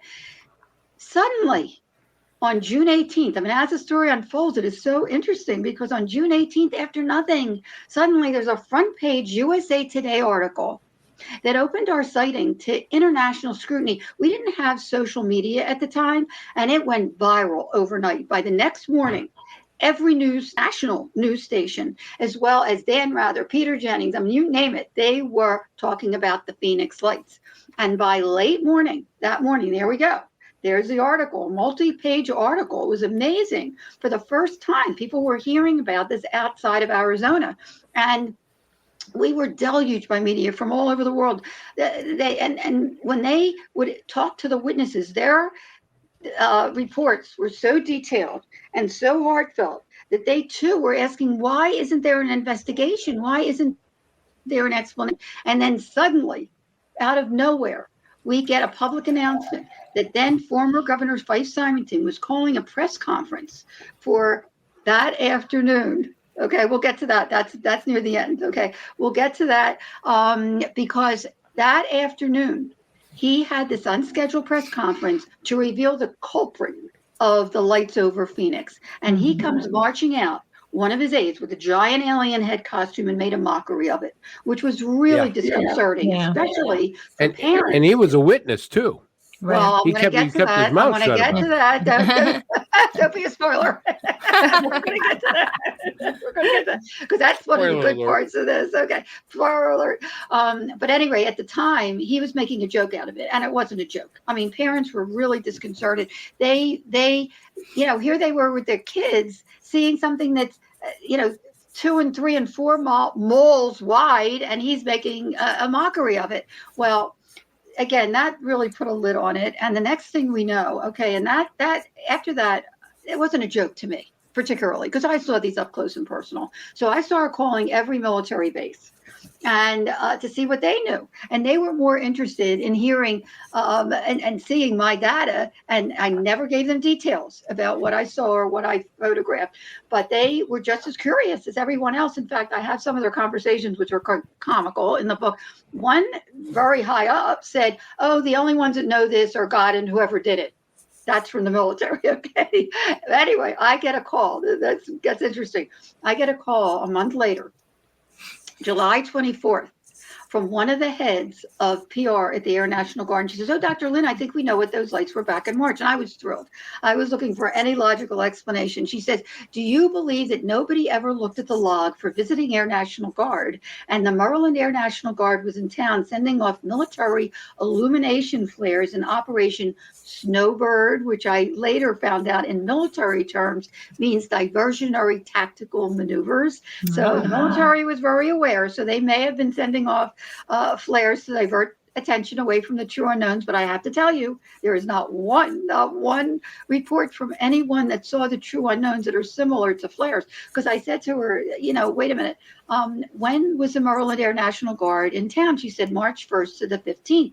I said, were they in town in January? She said, oh no. I said, are you sure? She said, absolutely not. I said, well, my husband and I saw the same phenomena in the same location 2 months before the mass sighting. I actually got pictures of it and confirmed the next morning by air traffic controllers at Sky Harbor International Airport as hovering over Class B restricted airspace in January and in the same location the morning after they shared with me on March 13th during the mass sighting. And she says to me, you never told me that. And then I said, besides that, you're trying to tell me, and again, I educated myself to anything logical, including flares, that military illumination flares that cannot keep information, they're dropped from planes on a parachute, and they drift and drop haphazardly downward and with the wind, have huge smoke trails that are illuminated by the flare itself and are meant to illuminate the area around it. That's why they use them, so that missiles will hit them instead of the planes. And you're trying to tell me that flares that cannot keep information for more than a couple seconds traverse the entire state in a rock solid, equidistantly spaced, mile wide V formation for hours? And she said, I have a call coming in. I'll get back to you. I'm still waiting, guys. But wait, here we go. Okay. So like I said, the data speaks for itself. And thank you for showing that, because the top formation are actually the orbs on the left there are from a Stephenville sighting, very similar to ours. The middle one is a picture that I took 1 month after 9/11. I would love somebody to tell me what that is. Okay, we actually on the website have that up against a daylight sighting of discs that were shot in 1960, I believe, in Italy. And the last one is also a picture that I took of the true unknowns compared to flares. I mean, give me a break. You can't even compare them. I think we have another picture. Do we have another picture of that? Yes, there we go. Okay, there's the second picture a month before, and there's the boomerang, which, by the way, the boomerang has been the one that has been under fire for being flares. I still have people tell me about this show, and I just want to interject this real quick. Months later in August, a production company came to Phoenix to do a show called Anatomy of a Sighting that was supposed to be very generic. In the meantime, during the show, and I met with the producer, and I tried to show him my pictures from 2 months before. He wouldn't even look at them. He said, oh, the military said they were flares. And the red flag went up immediately. And in the show, which they played ad nauseum during peak hours in Thanksgiving and Christmas and whatever, they tried to show that this boomerang went behind the mountain and was coordinated with the mountain range, so it was flares from Davis Monthan and Tucson. Okay. In the meantime, just because it went behind the mountain doesn't mean they're flares. As I told you, in 2 months before, the air traffic controller said that this entire formation that was over Class B restricted airspace turned against the wind, elevated slowly, and then moved in synchrony behind South Mountain. So just because it went behind the mountain doesn't mean it's flares. But even better, if you go to the news page on the Phoenix Lights Network website and you take a look at this, it's a recent news report of this guy that took software that actually shows how rock solid those orbs are. And in fact, and that doesn't happen for minutes, okay? And one of them actually elevates and then splits in two. Flares don't do that either. Right. But what was really amazing is that actually, I got off the phone with this air traffic controller. And I called my sister-in-law back east in Delaware to wish her happy birthday on the 24th of July. That was her birthday. And the first thing she says to me, we hadn't even heard about it here yet. Okay, I heard about it, but the public hadn't. She says to me, oh, we just saw in the news that the lights that you saw in March were flares. They heard about it before we did. Okay. The next morning, across the paper, Phoenix lights were flares. Okay, talk about frustrating. Right. Dr. Lynne, do you believe that this was an intentional disinformation campaign? I mean, did they intentionally put out there that these were flares? And what do you think the motive is for them to do that? Why would they want to move us away from the truth? Why do you think they want to move forward? Well, no, I have to say that whoever came up with the flare thing was brilliant because, again, in video, they're much smaller, they're white, they flicker, and they could be mistaken for flares. In real life, they're huge balls of spinning energy. Actually, people saw them up close and personal, as I did myself. But yeah, I mean, they had to come up with something. There was, actually, Symington, who later said that there was panic, so that's why he did the joke with the alien head. There wasn't panic from, as I mentioned, from the witnesses themselves. If anything, there was awe and wonder and just joy when they saw the Phoenix Light. There was panic, I'm sure, with the military and the government because they didn't know what to do with this. Okay, they had to come up with something. And again, that it was brilliant. It was a month after they didn't have to say anything until the USA Today article came out. They had to come up with something, and it was a month later. Okay, and then we fast forward. Here's where it really gets interesting again, because 3 years later, and anybody that's feeding into the flare theory, just take a look at this video, okay, on the news page. 3 years later, the then former Vice Mayor of Phoenix, Francis Barwood, was running as Secretary of State to get answers for the lights over Phoenix and asking for a reenactment. I'm a show me person. Healthy skeptic, show me. Okay. If it's military, shame on them for denying it for months and going right over people's heads and all that. But if it was them, show me. Right. Well, we get an announcement right before the 3rd anniversary that 3 Air National Guards were coming into Phoenix to show everyone the Phoenix Lights. I think it was New York, Michigan, and California. They must have been practicing for weeks. They tried to make a triangle. And again, if you go on the news page on the Phoenix Lights Network website, I really tried to put as much as I could on there for the public. But if you go to the news page and you look a little down the page, you'll see a block that says AZ Family, and you'll see they tried to make a triangle. It was upside down. It fell apart immediately and fizzled out. It had huge smoke trails, just with flares too. To date, we have never seen the Phoenix Lights recreated or explained, and they never addressed the craft, the actual gunmetal craft that people saw. And some people saw these crafts that blocked out the I mean, it was amazing, the descriptions that blocked out the stars. It looked like water. I mean, the descriptions are just really amazing. Then we fast forward again, and I'm always getting through there's a lot more to the story, but I'm getting through the high points, and then I'm going to get to the connection between all unexplained phenomena that I discovered. But we fast forward again to what you mentioned, Chris, right after the 10th anniversary of the mass sighting, for whatever reason. And I had already come forward in 2004 to divulge my book and so forth. Suddenly we have the former governor, Vice Symington, and we can show his picture now, came forward to say that he actually witnessed one of these craft, one of these over mile wide craft. And as an awarded military pilot, in his estimation, not only was it definitely not flares, but it was otherworldly. And we would hear this around the world from other countries. That's the word that they would use, which is really curious, that it was otherworldly. And he used the same word. And we have his interview, or CNN interview, on the website as well, which is really informative. And, I have to say it was very brave for him to come forward. It was really a giant step forward. The more credible people that come forward, the more credibility it lends to the mass sighting, including the fact that in 2017, we have the announcement by the New York Times that the Pentagon, Harry Reid, $22 million study, we're actually studying these UAP, they call them now, the military and government. Shortly after that, it was interesting. The morning after the mass sighting, when I called the air traffic controllers, not only did they verify that it was the same exact phenomena over the same exact Class B restricted airspace, 1,000 feet altitude, but that there were pilots that called into the tower, which I found very significant. Okay, here's pilots. One was a commercial airline pilot on departure that called in to say, what the hell are these lights over me?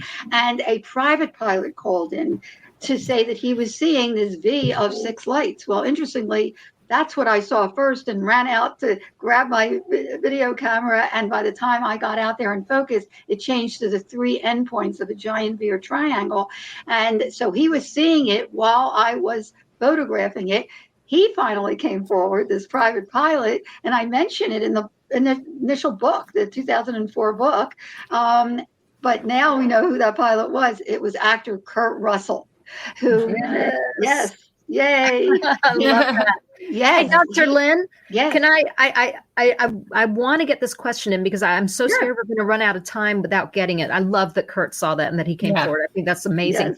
Yes. There's a connection that people may not know because they know some of the details of this story, but they may not know that, like you said, you were going to bring up this whole paranormal connection, even near-death experiences. There's a connection with that. Can you get into that quickly? Thank you. Thank you so much for bringing that up because half my book is about this. Half is about the Phoenix Lights and the history, which is enormous. We don't have time to get into that since human documentation began, and very similar to what we saw in Phoenix, okay, through history, including the Foo Fighters in World War II, when each country thought the other country had the spy technology.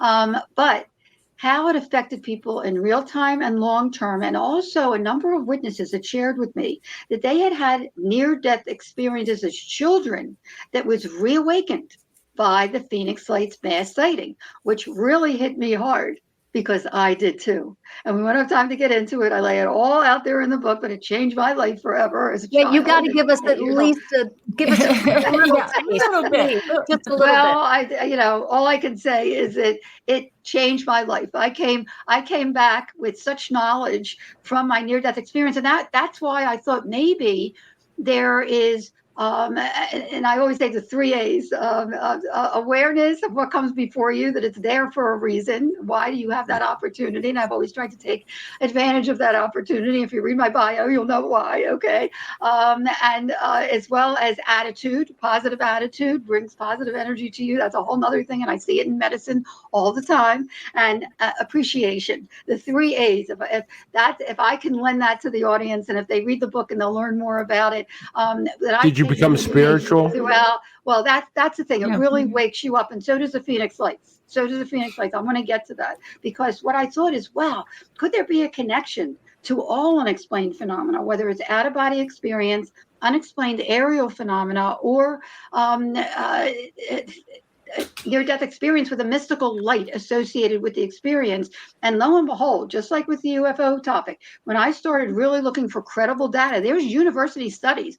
The Omega Project at University of Connecticut, Dr. Kenneth Ring, like a 3-inch thick book, Dr. John Mack, who I actually had my first presentation at the Tucson Medical Center a month before I came forward in 2004. And we conversed about this. He was writing a book about this before he was tragically killed in a car accident in London.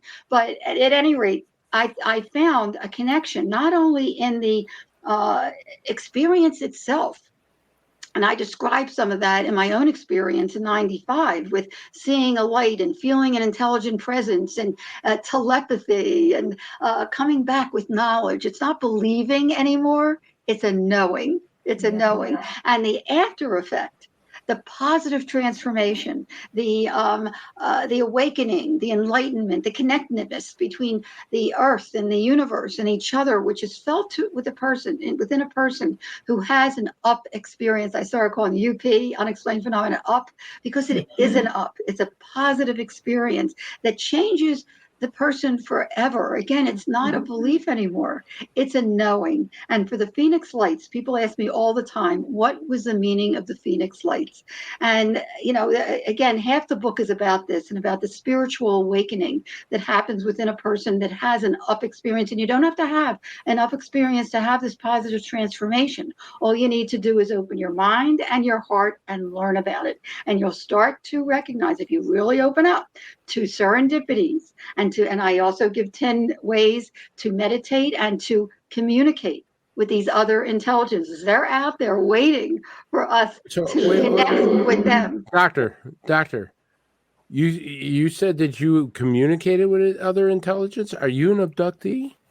I am a contactee. Okay, I don't go there. Nobody okay? knows that, It's Doctor. very- You got to answer that question here. Oh, If yeah, you're like a I told you, I let it all out contactee, there. I have never heard about you being a contactee. That's amazing. Please tell us, how did you become a contactee? Well, like I told you, number one, we had missing time going on in 95, excuse me, with the close sighting. What I told you is what I remember.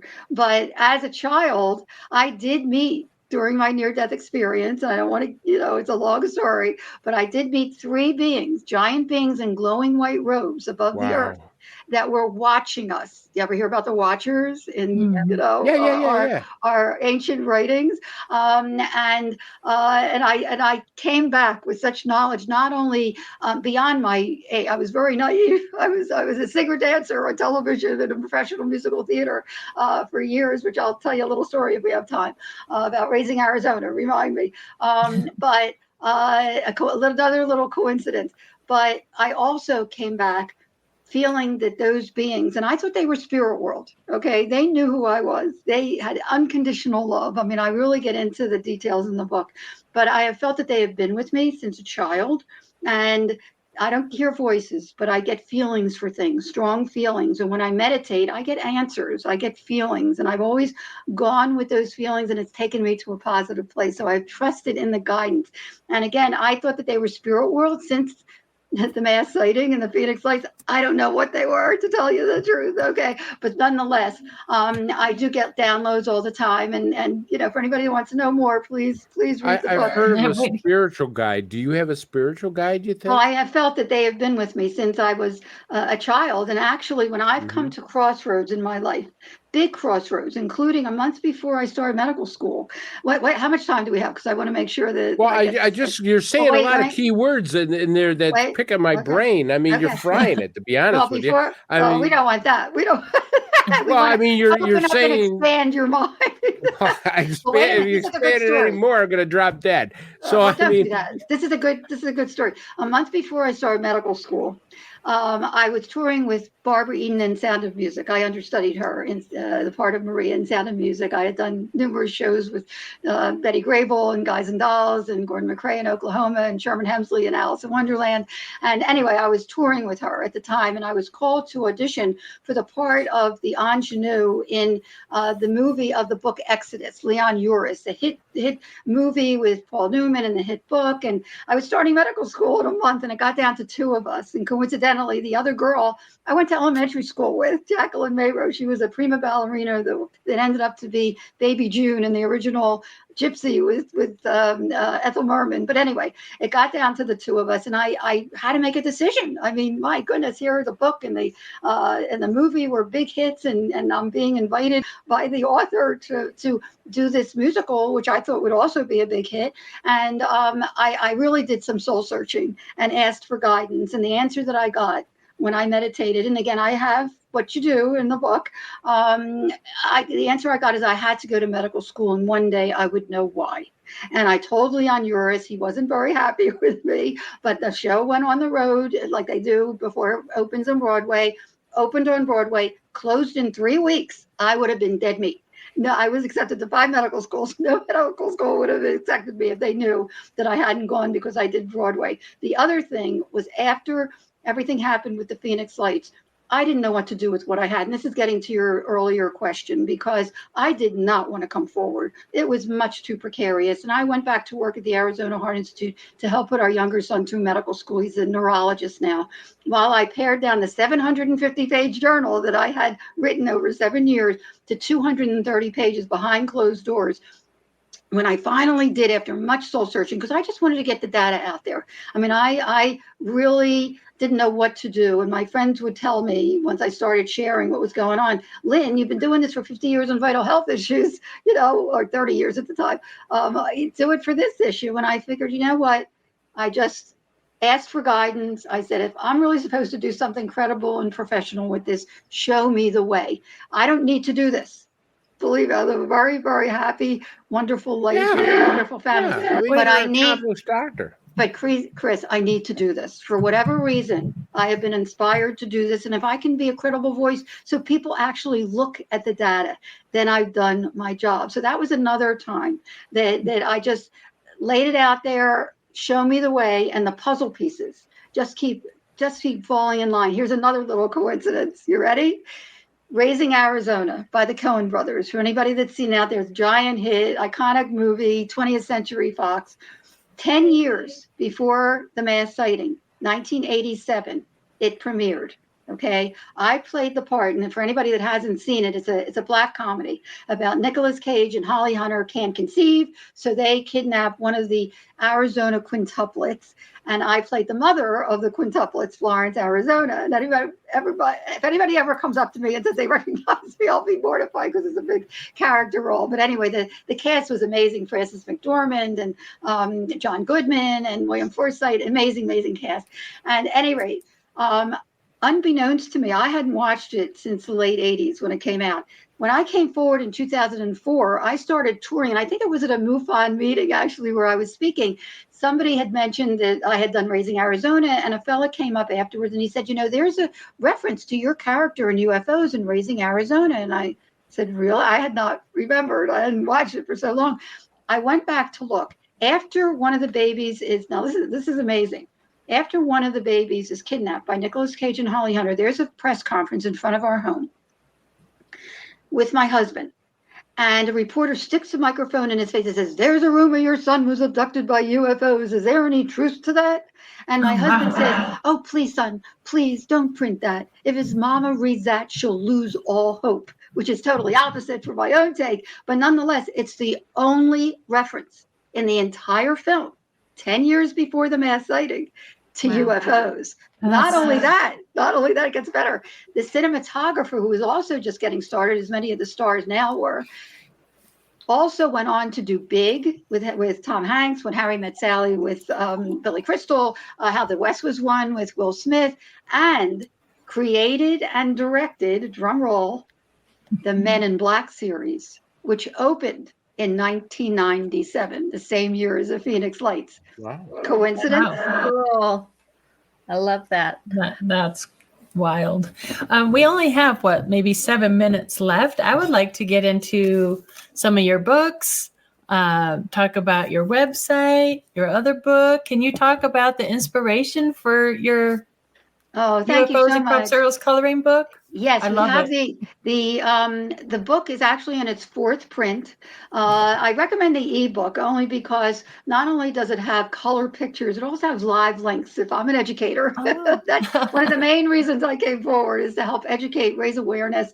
If people choose to look at it, it is a choice, and grow from it. We have the documentary, and then I am working on a curriculum. I have been working on a curriculum for almost a decade now to get into the classroom, as I have for my other Discovery Education, actually distribute my AIDS and teen pregnancy and substance abuse prevention education programs.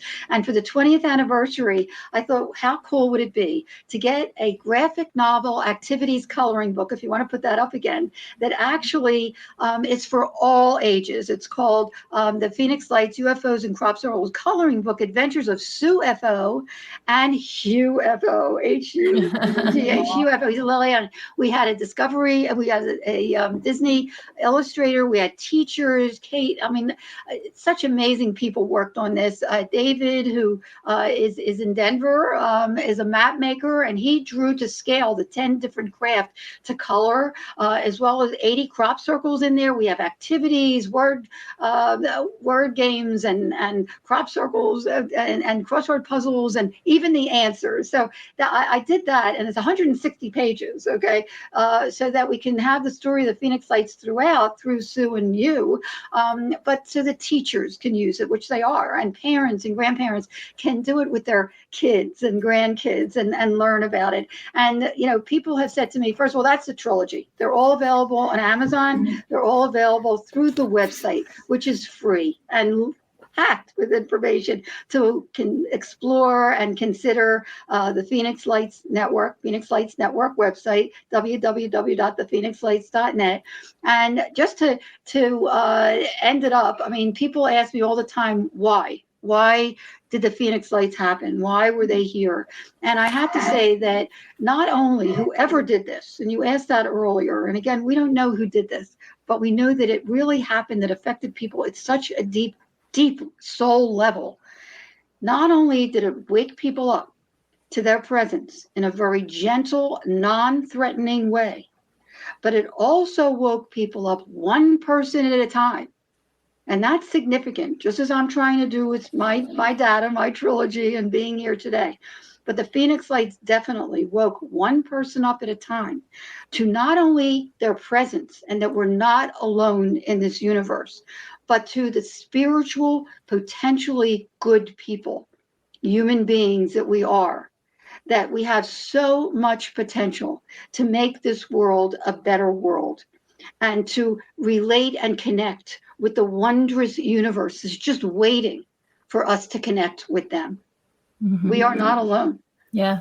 That's beautiful, Dr. Lynne. And you even hear of contactees and abductees that, you know, it may start out as a frightening experience for them, but somewhere along the way, these change into a spiritual awakening. And I think you're touching on something that we like to talk about, right, Katie, a lot on the show is that piece of this puzzle. And I don't think there's any denying that it's a very important piece to this whole phenomenon.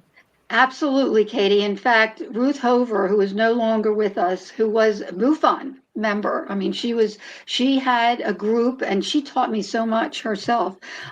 She says in the documentary, which is very poignant, is that when somebody has an experience, okay, it tells more about them when they talk about the experience, whether they're frightened or they're apprehensive or they're thrilled or they're at peace with the experience, than it does about the experience itself. And she even shared with me that after a while, and so did John Mack as well, Dr. John Mack, that after they really talk about it, and that's why it's so healing and cathartic. And as a physician, I understand how important it is that in that experience or to share it, even with one person. I always invite people to share on Facebook with me or go to the website, and contact is right on top. Even with one person is healing and cathartic. It transforms you to a good place, even if initially maybe it wasn't because of your own feelings and your own fear about certain things or about the situation. They ultimately feel a connectiveness to the beings and to what happened as an incredible experience that transforms to a good place. And that's why I always call them an up. I love that. I love that. We're literally down to our last few minutes now, but could you maybe just in a minute or two at the most, like describe your intense dream experience that led to automatic writing? Because I think that might be something our viewers would love. All right. Well, as I mentioned, there were a number. I mean, what I shared today, guys, is just the tip of the iceberg, if you can believe that. Right? This was a 750-page journal, okay? And I've added, this is its fourth print, I've added chapters as it's unfolded with the governor coming forward and Kurt Russell coming forward and the military and government coming forward. There's a lot of juicy stuff in there as the story has evolved, and I suspect that it will continue to evolve. But one of the things that happened a month after the mass sighting, there were so many paranormal things, but one of the most impactful things for me personally, and by the way, I also share a picture, a new picture in the original Hampton Roads publisher thought it would confuse the public too much, but for me, it did it for me. It actually made it possible for me to be here today. And I'm not going to spoil it for you guys, but I share a picture that my older son, who is the biggest skeptic of the family, he said, "Mom, they're going to find out it was military. You better not come forward," actually took of a kitten that he got on the 25th of March, okay, the 10th anniversary of my mom's passing, who he was very, very close with before she passed. And she is in the picture. That did it for me. 10 years after she passed. And this has been analyzed. She's in the picture 10 years after she passed. So this is real. That really did it for me. It doesn't matter what anybody else thinks. I know that it's real. And I know that she would have said, get off your butt and do this. This is real. So, because she was an amazing, amazing person. So I'll leave that for the person to read when they do. But I'm going to read to you. A month after the mass sighting, I had a dream experience that really was mind-boggling. I was sucked out of my body. I was surrounded by light. It was a sign that I asked for. Okay. Okay, and we've got about 2 minutes. Will it fit in about 2 minutes? Yes, here we go. Awesome. And I had automatic writing. My husband had the same dream, and I ran downstairs and wrote this down with my eyes closed. I don't know about other living creatures in the vast universe, but questions keep permeating my mind about the ones who are trying to get our attention now. What if these beings are as advanced spiritually as they are technologically? What if they want to share this beautiful and wondrous future with us? And what if they have already met our spirit world and know firsthand that the essence of who we are is pure? They may only be trying to help us recognize the positive spirit deep within and teach us to know ourselves for who we really are before we destroy our world. Each and every one of us is a powerful being with the strength and wisdom to deeply appreciate our earth and every living creature on it. It is time we view ourselves in a new light. This can begin by searching within ourselves to find goodness and love so that the consciousness of humankind can elevate spiritually above petty differences, envy, greed, lies, hatred, abuse, violence, and fear. That is our destiny. But only if each one of us chooses to look within our own soul for the answers. They are there. It isn't too late. Humankind can begin this very moment to learn and grow so that our future will benefit from our newfound knowledge, not be pulled down by our self-serving primal ignorance. It is so very important to look within yourself and to believe. Believe in yourself. Judge yourself each and every day. There will come a time when you will indeed judge every moment of your own life, the good things, the bad, the kindness, and the wrath that you, and you alone, have brought to other human beings, to other living things, to our earth. You will feel like what it felt like to be on the receiving end. Near-death experiences have told us time and time again that when we die, we go through a life review. God does not judge us. We judge ourselves. So maybe we should judge ourselves now. Think clearly about how we treat others, the energy and dedication we put into our relationships, especially our family, as well as our relationship to other living things we touch in this short but precious existence. So when our time does come, we won't have to endure pain and sadness, but rather we will be drenched in the ecstasy of our own love, in the magnificent light of love. And if each of us truly looks deep within, the positive energies each one of us possesses will be shared around the world. Then our beautiful journey to a new reality will have begun. Yay. What a wonderful way to end the show. Oh my goodness. I went through a whole tub of popcorn, Chris. This was one heck of a show. Thank you, Dr. Lynne, so much for being here. Thank you, Chris. Thank you, Katie. Thank you, Amanda and Bill Skywatcher, our producers, and keep looking up, keep recording your stuff to move on. And next Tuesday, we have James Goodall, so you don't want to miss that. Thank you all for being here. We'll see you next week. Bye. Bye.